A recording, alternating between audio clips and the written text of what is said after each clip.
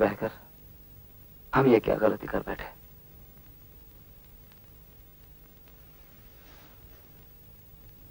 I'm sorry। आज मुझे एहसास हुआ प्यार कितना खूबसूरत होता है। क्यों ना हम शादी कर लें?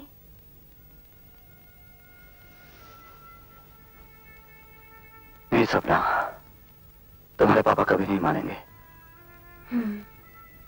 तो फिर हम कहीं भाग चलते हैं। तुम्हारी उम्र क्या है? 17 बरस। Oh my God, तुम अभी नाबालिग हो। तुम्हें मालूम है नाबालिग होने का मतलब क्या होता है? तुम अपने माँ बाप की मर्जी के खिलाफ कुछ नहीं कर सकती। फिर तो और कोई रास्ता नहीं है, हमें इंतजार करना पड़ेगा। बस 10 महीने की तो बात है, तब मैं 18 साल की हो जाऊंगी। समझ लो 5 जनवरी 1977 से सपना तुम्हारी हो गई है।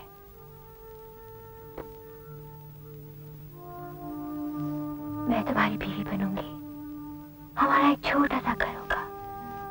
और बच्चे?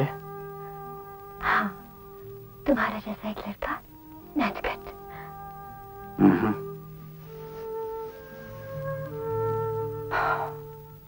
हमारी एक लड़की होगी और उसका नाम होगा कोमल। हाँ, अच्छा नाम है।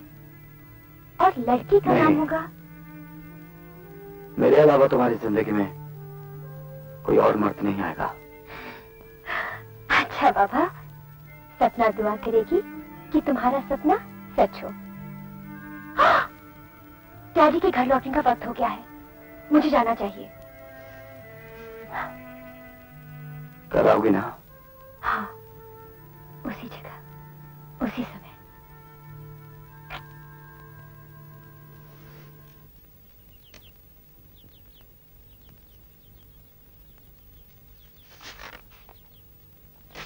अर्जुन, आज रात को 10 बजे मुझे मंदिर में मिलो।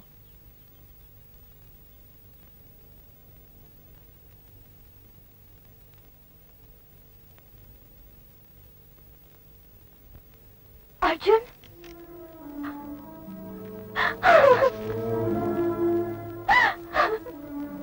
पापा को हमारे बारे में सब कुछ मालूम हो गया है।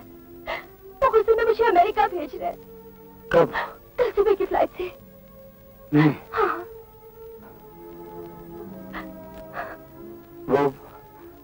वो ऐसा नहीं कर सकते। वो समझते हैं कि हम दूर रहकर एक दूसरे को भूल जाएंगे,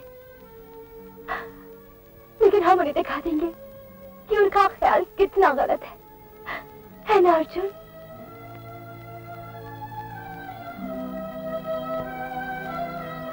अर्जुन, 10 महीने में मैं 18 वर्ष की हो जाऊंगी और तुम्हारी बीवी भी।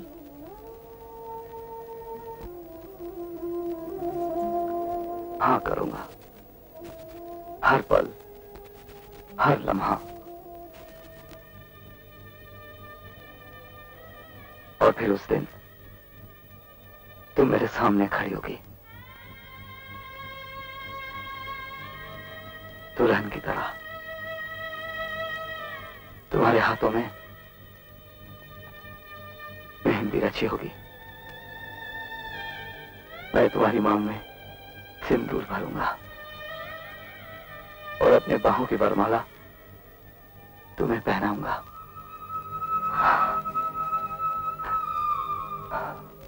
तो आप ट्रायल लेकर देख लीजिए। कोई जरूरत नहीं, तुम्हारा काम एकदम फर्स्ट क्लास होता है।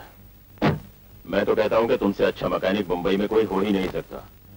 सेठ, अपन अपना गैरेज खोलना मांगता है। Good idea. क्या ऐसे 10 महीने में मैं शादी कर रहा हूँ और आप तो जानती हैं कि घर बच्चा बीवी संभालने के लिए अपना तो कुछ ना कुछ धंधा होना ही चाहिए। अगर आप गैरेज खोलने के लिए पैसे दे दें। ये रहा तुम्हारा गैरेज और तुम्हारी फैमिली लाइफ। थैंक यू साहब। मैं 2 बरस के अंदर अंदर आपका एक एक पैसा चुका दूंगा। और अगर नहीं चुका पाए तो समझ लीजिए मैं आपके पास गिरवी हो गया। अबे घर जाना है कि नहीं? इतना काम करेगा बीमार हो जाएगा। पैसा कमाना है, घर बसाना है।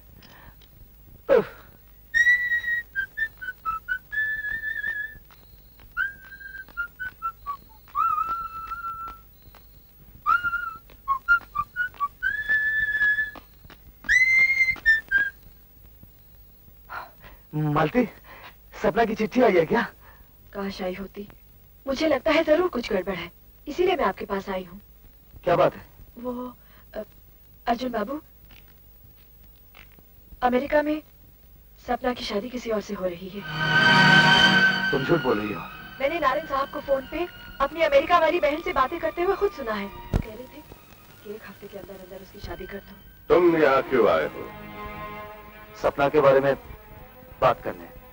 सपना नहीं, सपना मेम साहब बोलो। वो वापस कब आ रही है? वो वापस नहीं आ रही है, थोड़े ही दिनों में उसकी शादी होने वाली है। नहीं, चल निकल जाए यहाँ से। उसकी मर्जी के खिलाफ उसकी शादी क्यों करा रहे हैं? सपना की शादी उसकी मर्जी से हो रही है। ये झूठ है। सपना मुझसे प्यार करती है, वो किसी और से शादी नहीं कर सकती। तू चाहता है या तुझे निकलवा दूं? मैं ये शादी नहीं होने दूंगा। जाफर! Yes sir. बहुत से। Yes sir. ये आदमी मुझे धमकी दे रहा है, इसे बाहर निकाल दो। चले चले। मुझसे प्यार करती है सर जी। वो तुम्हारा साथ कभी नहीं मानेगी। वो कभी तुम्हारा कहना नहीं मानेगी। वो मेरे सिवा किसी से शादी नहीं करेगी। तुम देखना सर जी, तुम देखना, वो मेरे पास जरूर वापस आएगी। साले यहाँ चाकू लेके आया था? क्यों बे? यहाँ चाकू चलाने आया था क्या? आज निकलने के बाद नहीं, पकड़ के दिया मैं कल ही अमेरिका से वापस आया। तुम्हारे घर गया तो पड़ोसियों से पता चला कि तुम डोंट वरी, तुम जेल से बाहर निकलोगे तो फौरन मेरे पास चले आना। मुझे पता चला पुलिस ने मेरे घर की तलाशी ली, सब कुछ ले गए, वो 50,000 भी जो आपने मुझे दिए थे। तुम फिक्र मत करो, और बहुत सारे काम मिलेंगे और बहुत सारे पैसे भी। अरे हाँ, याद आया, तुम्हारे घर गया था तो तुम्हारा ये टेलीग्राम आया हुआ था। बाय। सपना, मुझे मालूम था सपना तुम्हारी वफा मेरा साथ देगी।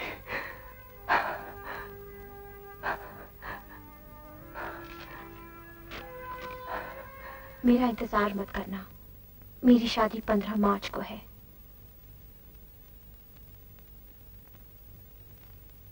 उस दिन तुम्हारा अर्जुन चुपचाप मर गया, और जो जिंदा रहा उसमें न जीने की आरज़ू थी न मौत का डर। मैं दर्द की सीमा पार कर गया। I'm going to take you now to our investigative division where you can register your complaint. Okay. I'm going to turn you over to detectives who's in charge of our Indian department. If you have a seat here and sign our complaint book. I'll go up and get him now. Thank you. नमस्ते, मैं captain Morris हूँ, special branch New York police. मैंने 10 साल तक हिंदुस्तान और पाकिस्तान में US embassy के साथ काम किया था, इसलिए मैं हिंदी बोल लेता हूँ और थोड़ी सी उर्दू और कुछ पंजाबी भी। That's wonderful. ये तो कमाल की बात है। Nice to meet you. Pleasure's mine. ये कपड़े उसी आदमी के हैं, उसने तो मेरे ड्राइवर की वर्दी पहन ली थी ना। ये शायद हमारा पहला क्लू होगा। एक लंबा चौड़ा जवान मालूम होता है। हाँ, और शायद एक हिंदुस्तानी भी। देखने में कैसा था? अपने मुंह पर तो उसने कोई स्कार्फ या रुमाल लपेट रखा था, लेकिन उसकी आंखें ऐसी थीं जैसे जैसे पत्थर की सी मूर्ति की हों, नक चमक। और मैं ज्यादा गौर से देख भी नहीं पाया, अंधेरा था। बीवी डर कर चीख पड़ी और एक पल के लिए वो बौखला सा गया। मौका देखकर मैंने उस पर हमला कर दिया। उसकी पिस्तौल गिरी, वो भागा, मैंने उस पर गोली चला दी। वो गोली उसे लगी थी? हाँ, शायद। क्या ये मुमकिन नहीं कि वो एक लुटेरा था? हरगिज नहीं। एक लुटेरा इतनी मुश्किल प्लानिंग, इतनी मुश्किल मंसूबे बनाकर नहीं लूटता है। मेरा ख्याल है मिस्टर सहगल कि वो आदमी आपका कत्ल करने के लिए आया था। अब चलिए मिस्टर सहगल, हम आपका काम शुरू करते हैं। वो पकड़ा तो जाएगा ना? अगर वो जख्म गहरा है और अगर वो जख्म उसको अस्पताल तक ले जाए तो हम सारे अस्पताल चेक कर सकते हैं। That will be our first step, Mr. Saigal. I see. Thank you. Take care. कल रात मेरी आंखों के सामने किसी ने गौतम को कत्ल करने की कोशिश की।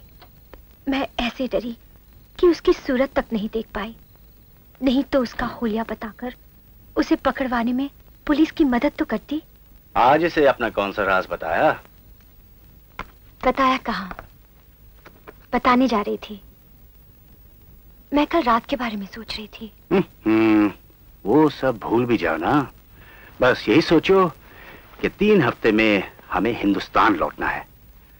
दिवाली के फौरन बाद बॉम्बे चलेंगे। लेकिन मेरा बॉम्बे जाने को जी नहीं चाह रहा है। ओ कम ऑन डार्लिंग, ये भला कभी हो सकता है कि कोई लड़की अपने मैच जाए? Sweet dreams, good night. Good night. दादा, मैं जरा बाहर जा रहा हूं। संभल के जाना। जरा सा ही तो काम है। 9 बरस पुराने वादे के टूटने का हिसाब चुकाने जा रहा हूं।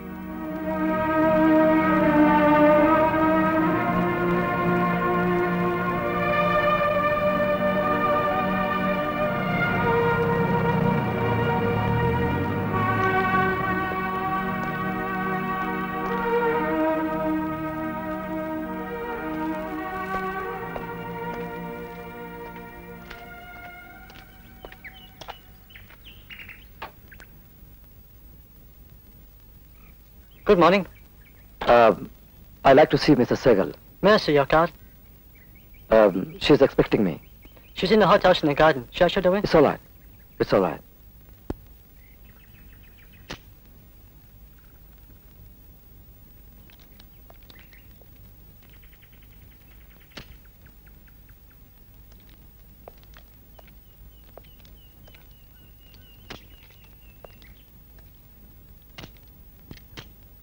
कैसी हो सपना?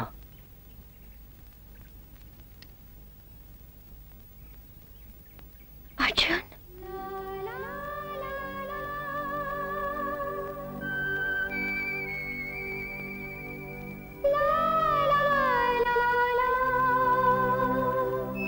नौ बेदर्द परसों के बाद कुछ भी नहीं कहोगी? भगवान के लिए चले जाओ यहां से।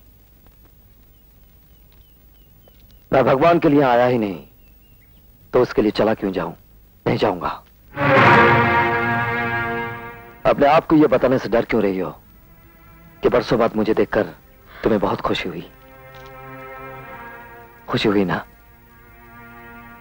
हाँ, मगर डर भी लग रहा है। और तुम्हें कैसा लगता है? मुझे अब कुछ नहीं लगता। 9 बरसों में मेरे सारे एहसास मर चुके हैं। सिर्फ एक एहसास बाकी है, तुम्हारा। तुम्हें भूल जाना चाहिए था। क्या तुम भूल पाई?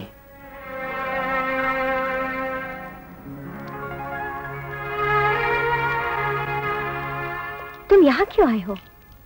यह देखने के सुहागन के रूप में तुम कैसी लगती हो। मैं एक सुखी प्यादा औरत हूँ।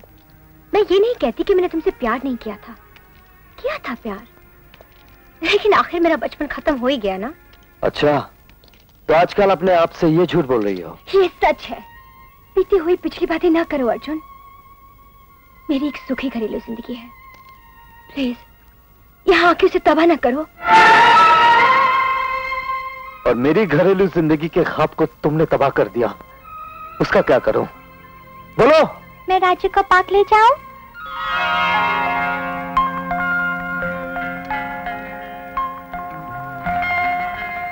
ये मेरी बेटी है। मम्मी, मैं राजू को पार्क ले जाऊं? ये राजू कौन है? तुम्हारा छोटा भाई? नहीं, राजू मेरा घोड़ा है। ओह,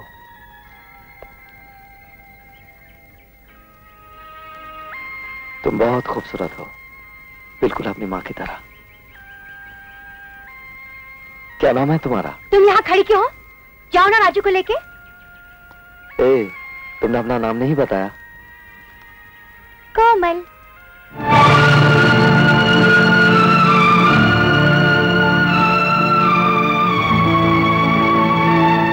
तुम्हें मेरी बेटी का नाम चुराने का क्या हक था? इतनी बड़ी बेवफाई। उसे कोमल पुकारते वक्त तुम्हें यह भी नहीं याद आता कि अर्जुन ने यह नाम अपनी बेटी के लिए चुना था, उस बेटी का जिसका बाप मैं बनने वाला था। अपनी कोख के साथ साथ तुमने मेरे ख्वाब भी बेच डाले। 10 महीने की बात थी सपना, और तुम 10 महीने इंतजार ना कर सकी।